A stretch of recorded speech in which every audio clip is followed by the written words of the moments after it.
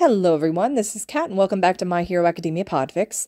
This will be the continuation of the Mystery of Midoriya Izuku. This will be Part 4, Chapter 4, entitled Night 2. Shouta arrives home late that night with rage still coursing underneath his skin. He breathes deeply in the warm evening air that teases of summertime. Hisashi doesn't deserve the anger that he feels at Nezu, at Yagi, at this whole situation. Though his husband will, no doubt, figure out that something is bothering Shouta and get it out of him. They've known each other too long otherwise. No, Shouta knows that conversation isn't coming. Hisashi reads him better than just about anybody. They've been through too much together. He wouldn't insult his husband by trying to hide such things from him. He just doesn't want his quirk to activate, enrage during it, or for himself to even get more upset about the situation than he already is. And he's pretty damn upset. Shouta feels like he has a whole laundry list of concerns regarding his problem child. With each new thing he learns, the list grows longer. He feels like there's a conspiracy in the wings at UA High. Motherfucker, Shouta whispers to himself viciously. He feels a bit better after verbalizing his annoyance out loud in a cuss word. Why was I not informed about Midoriya's situation? Shouta hissed at Nezu the moment that they left the confines of the vault where the unrestricted files are kept. His quirk manifested mere months ago. Someone should have told me. Would it have mattered? Nezu asked placidly. Midoriya-kun proved himself to you. Of course it matters, he snapped back, anger bleeding through his tone slightly, and Nezu is supposed to be smarter than this. I saw a kid with a powerful quirk that had no training and that kept on breaking his limbs. Never mind the fact that a quirk manifesting that late is so rare I've never heard of it, but I would have adjusted Midoriya's training to account for it. Remedial classes at the very top of the list. Has the kid even seen a quirk counselor? Nezu stared at Shouta, head tilted to the side. It's animal-like, in the way that Nezu rarely lets himself be, except with those that he trusts like Shouta. Are you certain of that, Aizawa? Or would you have seen a liability in the field and expelled him on the spot? Shouta bristled. His expulsion rate was high, of course, not even factoring the students that he allowed back into the hero course after expelling them, those who proved themselves worthy to be let back in.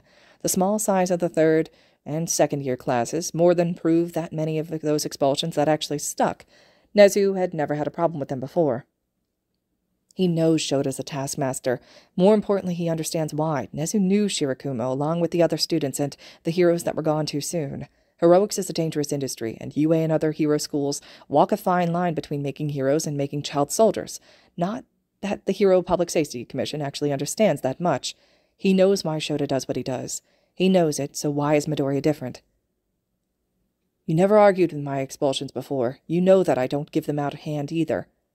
Midoriya proved himself to me during that assessment, and he had the ability to think along with that power. At the very least, the remedial training could have given him his full cowl technique quicker. At the very least, he wouldn't have harmed himself so badly. Or do I need to call Recovery Girl so she can list out how badly he injures himself at the sports festival? Again?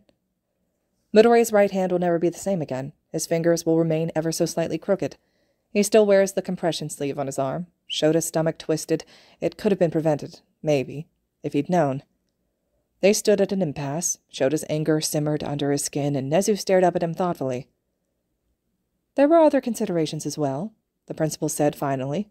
Ones that made sense to me at the time, though perhaps I was looking at the wrong picture. Something flared in Shouta at that.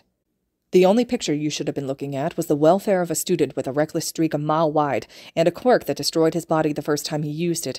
I don't know what kind of games are being played here, he said, voice quiet, and still in an attempt to keep his emotions in check. But his safety, their safety, it'll always be first. Nezu hummed. Perhaps you are right, but you don't know the full picture either. And you're not going to tell me, Shouta stated, frustrated and a little hurt. Nezu looked up at him. There was a glitter of something in those beady black eyes. No, but I won't stop you from figuring it out. Just make sure that this is a path you want to go down, Aizawa. Think of it rather like the story of Pandora and her box. The conversation was clearly over with that cryptic statement from the principal, who left Shouta with his frustrations, anger, and, curiosity in equal measure. Hisashi takes one look at Shouta when he returns home and pulls him into a hug. Like a cat, Shouta lets himself go to a near-boneless state in his husband's arms. He buries his face into Hisashi's shoulder, which always feels like the safest place in the world to him. After standing there for minutes, maybe, Hisashi lets Shouta go to the bathroom to wash his face, and then there's dinner. It's ramen from their favorite little stand 3 streets over. Hisashi's clearly psychic to Shouta's moods. Midoriya's file that bad? Hisashi asks after they eat in silence. The nice, gentle morning they had just feels like it's so long ago. He didn't get his quirk until the entrance exam, Hisashi. He replies, exhaustion bleeding in. Nezu and I had a discussion, and there are bigger forces at play than a kid getting their quirk at 15. He likened it to Pandora's box. Well, fuck. Hisashi swears in English. Didn't even know they could come in that late. The latest I heard was that pineapple kid from, Spain or something. It was Portugal, actually. Shouta viciously swirls the broth in his bowl after sharing that little fact. Now he could get the other things off his chest that he couldn't discuss with Nezu. But yeah, my thoughts exactly. And that's not... The kid's file is all over the place. Grade-wise, some scores are at the bottom of the barrel, others are totally average. It's completely inconsistent with the grades that he's getting at UA, which is consistently high across the board, let alone what the teachers had wrote about him. Do I want to know what they wrote? Hisashi asks, wincing a bit at the look on his husband's face. Shouta takes a deep breath in for 7 seconds, out for 4. He's not here to get mad at Hisashi when his husband hadn't done anything. Disruptive, combative, a distraction to the other students, antisocial, a liar amongst all things. Shouta repeats, There's a trend, but I noticed that it gets worse around his 3rd year of junior high, around the time of the entrance exams. None of his teachers wrote recommendation letters. Instead, he went the hero route. All Might wrote Midoriya's recommendation letter to UA. Which is allowed, of course. It can be either 2 recommendation letters from past teachers or 1 from a pro hero or someone in the heroics industry. He knows that Tensei penned 1 for his brother, if only because the other man had told Shouta. And All Might's letter was a glowing reference, indicative that the pair knew each other before Midoriya even set foot in his school. It explains All Might's behavior on the first day of classes, and watching Midoriya during the quirk apprehension test. Unlike the teacher complaints, All Might talked about Midoriya's determination, drive, valor, kindness, compassion, and his mind. He showers praise on the boy's strength of character. Why didn't All Might send Midoriya in on recommendation exam, then? No one argues with All Might. Between that, Midoriya's high scores on the written exam, and the rescue points, yeah, Shota's not surprised that Midoriya got into UA, despite the less than stellar praise from past teachers. Hisashi leans back, a frown on his face. Fuck, Shouta. Sounds like teachers hated the little listener. And there it is, the crux of the matter, what Shouta had been thinking but didn't say out loud to Nezu, to himself. Instead, he slumps forward, feeling very tired. Yeah, it definitely sounds like that, huh? He and Hisashi know quite well what it's like to be hated by teachers, to be seen as your quirk and only your quirk rather than a person with thoughts and feelings and hopes and dreams. It fucking sucks. But it's something neither of them ever forgot. It's what they carry with them as heroes and as teachers. A promise to make sure no kid ever felt as they once did. Shouta thinks of Midoriya, his skittishness around adults, how he shrinks in on himself when he thinks that he'll get negative attention, the surprise on his face when Shouta intervened earlier today with Bakugo. There's the word in the back of his head, because if Midoriya's quirk truly didn't manifest until age 15, then that means people probably thought that he was quirkless. It rings throughout his skull again and again. Quirkless, quirkless, quirkless, quirkless, quirkless. He and Hisashi finished their dinner in silence. In all honesty, and Shouta does try to be honest with himself, he probably shouldn't be out on patrol. He's still out of sorts from reading Midoriya's file, still angry and wary. He thinks of what Nezu has said about the Pandora's box and the caution of digging too deep into Midoriya. What sort of secrets does a student have to be likened so? But Shouta, if nothing, excels in compartmentalizing. According to his therapist, it's fine in small doses, so long as he confronts his shit sooner or later. He also really, really wants to hit something. He promised Hisashi before he left that he would only handle muggers and the like tonight. But his husband understands the urge of getting out and doing something when all you feel is powerless. He just asks that Shouta tries to be safe. Shouta also hoped that he would catch Midoriya again while out on this half-assed patrol that he was doing. It's definitely the main draw of the night for him. He seemed more open to speaking with Eraserhead the pro rather than Aizawa-sensei the teacher last night. There's some sort of distinction in Midoriya's mind. Shota's definitely pragmatic enough to cultivate that to get some answers from the kid. But he has several days to get things in order. If Shota's going to open Pandora's box in his life, one that is centered around Midoriya Izuku, then he has to work quick to get the kid to be open to the idea of trusting him. He doesn't want Bakugo and Midoriya paired together for that exam now more than ever. He patrols the area that he did last night, takes out a couple low-level criminals, but nothing too major. Not with the residual rage that's simmering under Shota's skin. Still, he feels a bit more settled when he lands on the rooftop for Problem Child's apartment complex. He takes out his phone again, flicks through messages, and waits. Sure enough, 15 minutes after he arrives, Shouta hears the door to the roof open. "I'm guessing that you really like that hot chocolate," Midoriya says as he shuffles forward. He's wearing a different sweatshirt, this time for Hawks. No trace of his stutter, which Shouta takes as a good sign. There's even a slight smile on the kid's face. Shouta does have to hide his own smile in his capture weapon. Midoriya's headband has little cat ears on it. "It's pretty good," Shouta agrees as he accepts the offered mug. It really is. Shouta should find out the brand. It would be nice to have a sweet thing that he and Hisashi could agree on. Midoriya flashes a nervous smile before joining him. Shouta sips his drink as he watches the kid sip and fiddle with his mug. Clearly he wants to broach something, but in typical problem child fashion, he seems to be caught in his own head about it. Shota's more than willing to wait until the kid's ready to talk, though. Sometimes you have to let a kid come to you in their own time. "Thank you," he whispers, for, stopping Kachan from yelling at me." "You don't need to thank me, it's my job." Midoriya fidgets at that. He turns his face away from Shouta. "Is Kachan really going to have detention?"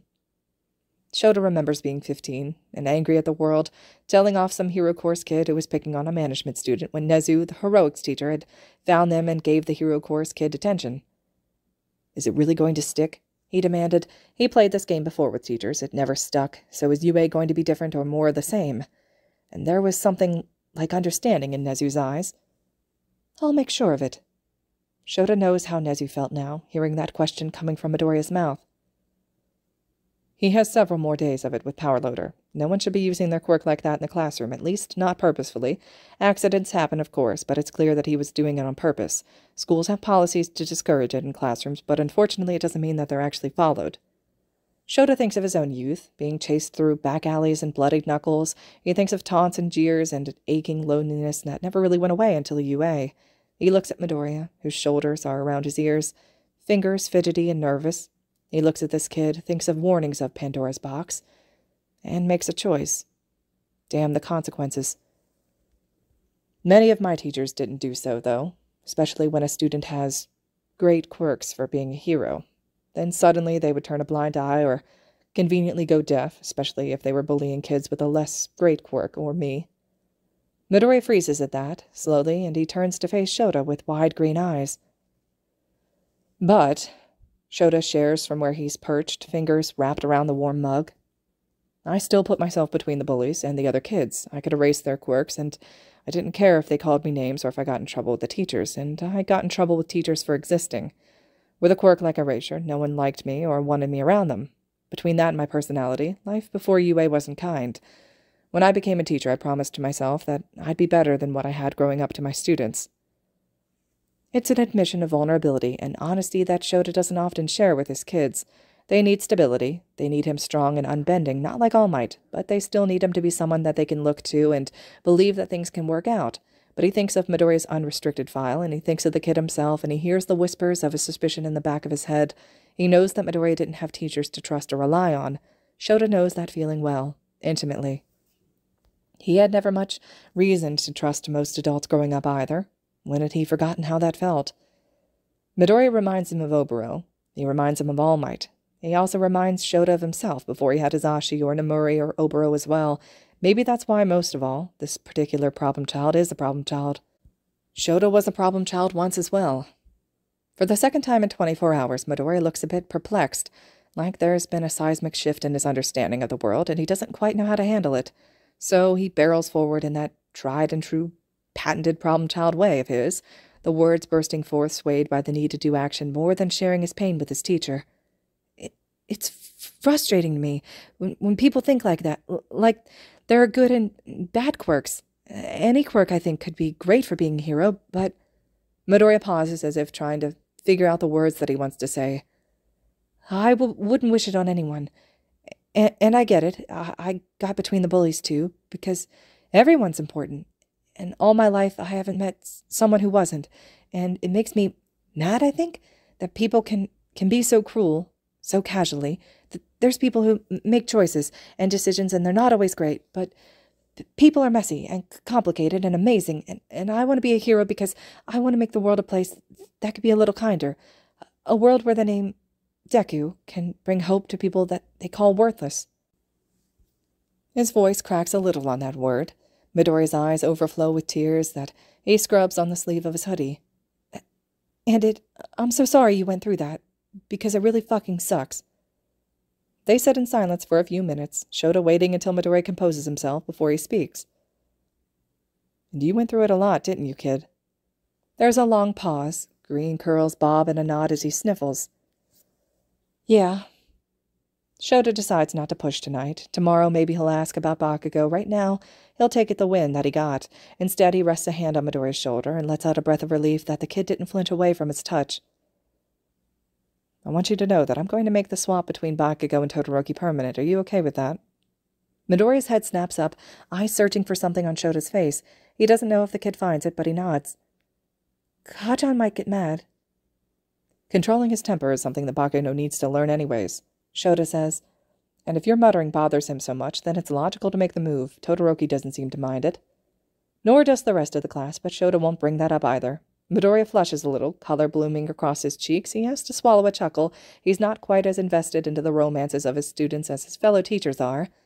Do Hisashi and Amuri sometimes set partner projects to pair up kids who have crushes on each other like some bad rom-com? Maybe. Shouta doesn't know why he married one and has been friends for 15 years with the other, but he can't return them, or as Hisashi put it on their wedding day, no takebacks. He's really nice about it. He says he feels like he learned something new. Everyone is. Most people think that it's creepy, but I've been doing it as long as I could remember. I had trouble speaking as a kid, so Dad said that tongue twisters under my breath could help, and then it just helped me with thinking, hearing my thoughts out loud. It's the first time Shouta has ever heard Midoriya mention his father. What does your dad do? He asks because he's curious. Hopefully the change of topic doesn't dredge up bad memories. Midoriya brightens a little at that. Shouta breathes out in relief because parent issues to varying degrees are a dime a dozen in the heroics industry, and while he can handle them, it's always good to see someone having a halfway decent relationship with a father. Oh, he works in hero merchandise in America. He and my mom divorced when I was 7 because she didn't want to move, but they're still really good friends. He video calls me once a week and comes to visit when our schedules line up. We email all the time, too, and he sends me a bunch of cool merch, too, especially really limited edition stuff that he helps design. He bites his lip and leans forward, smile bright and sweet. He, even made me a little figurine of me in my latest costume. It's pretty cool. Mom was so pleased. She has it on display on the mantle. It's a 2-of-a-kind. Dad keeps the other one on his desk at work. Not that being a hero is about that sort of stuff. Shota's an underground hero. He knows that there are people that know of him vaguely. He thinks there's even a couple of stores on Etsy that make merch solely based on underground heroes. He knows this because Hisashi bought an Eraserhead keychain, which left Shouta blushing and stuttering for a week after. But it's also nice seeing Midoriya act 15, almost 16 years old. It's nice to see him turn into a stuttering mess with him over about how cool it is to have his own figurine. It eases something in him to see the kid be a kid. Shouta knows his students hard. You can think it's cool, kid. I remember when President Mike got his first figurine. He was pretty excited, too. Hisashi bawled, and sent them to his parents and siblings, who also bawled. The Yamadas are very loud and very emotional. Shouta loves them, but he's also way too allergic to that many feelings. It improves, of course, the allergy to feelings. The Yamada family are just that sort of people. Midoriya blinks at that and smiles shyly. He looks at his empty mug of hot chocolate. The silence is more comfortable as Shouta finishes his own mug, even if it's mostly cold. Thanks, kid. Stay safe tonight, Eraserhead, the kid says with a smile. This is how Shouta would like him to look. He thinks of that purposefully blank face from homeroom. That's the antithesis of Midoriya. He'll do his best to make sure that he never has to make that face again. Shouta may not be able to protect his kids from villains, not always, but he can damn well be sure to protect them from each other. He watches as Midoriya gathers the mugs and heads inside before leaping it in the night. On another rooftop, Shouta sits down and considers his next course of action. Well, more to the point, he thinks of the comparison that Nezu had made earlier about digging into Midoriya's secrets and being akin to Pandora's box. He's decided to open that box, and he's not going back on that. Shouta doesn't think, now that his ire is cooled enough, that Nezu meant it would be a world-ending sort of thing. He thinks that it's a warning from what he'd pieced together of his mysterious student so far. There'll be things and actions and consequences that people probably won't like. Shouta will probably have to face some of the uglier truths of the world, not that surprising considering his line of work, and how it affects his kids. But the thing about Pandora's box is that hope remains. People don't think that Shouta is a hopeful guy. They think of him as cynical and pessimistic and callous and apathetic. But Shouta considers himself hopeful. Cynicism and hope aren't mutually exclusive, he feels. They're complementary. Well, at least how he views hope and cynicism are complementary at any rate. You see, all the shit in the world, all the terror and anger and fear and all the ugly parts of it, even if it's impossible, you do your best to make it better. Even if it doesn't work, you still try, just a little bit. And isn't that what hope is at the end of the day? Trying just a little bit. He thinks of Midoriya's smile and breathes. All Shouta can do now is dive in and let himself hope. It also prevails, after all. Hope. All right, everyone. This concludes Chapter 4 of The Mystery of Midoriya Izuku. Hope you guys are still enjoying this one. Chapter 5 will be next. As always, thank you so much for listening.